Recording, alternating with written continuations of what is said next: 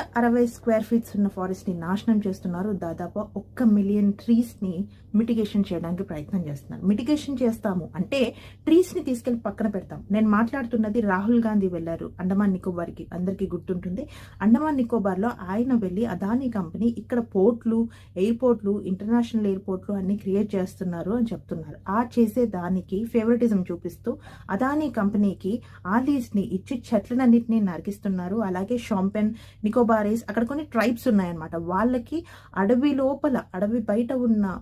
అడవి బయట ఉన్న ఎటువంటి జనసంచారంతో సంబంధం లేదు. సో ఇది కనుక చేస్తే 160 స్క్వేర్ ఫీట్స్ ఉన్న ఫారెస్ట్ నాశనం అవుతుంది. అలాగే 1 మిలియన్ దాకా చెట్లను నరికేస్తారు. రోడ్ల మీద ఉన్న చెట్లని ఎలాగో నరుక్కుంటున్నామో మళ్ళీ అడవిల్లోకి వచ్చి కూడా నరకాల్సిన అవసరం ఏంటని ప్రశ్నిస్తారు. కొంతమంది దానికి పాజిటివ్ యాటిట్యూడ్ లో ఉన్నారు. ఎందుకంటే పోర్ట్స్, ఇంటర్నేషనల్ ఎయిర్పోర్ట్స్ వస్తే మనం సింగపూర్ ఎయిర్పోర్ట్ మీద డిపెండ్ అవ్వాల్సిన అవసరం లేదు, మనకే సపరేట్ ఎయిర్పోర్ట్ ఉంటుంది కొలంబోలో అని చెప్పేసి వాళ్ళు అంటున్నారు. కానీ ఏం జరుగుతుంది? ఎట్లయినా నరికేస్తారు చెట్లని, అది మాత్రం కన్ఫర్మ్. దీని మీద మీ కమెంట్ ఏంటి ఖచ్చితంగా తెలియజేయండి.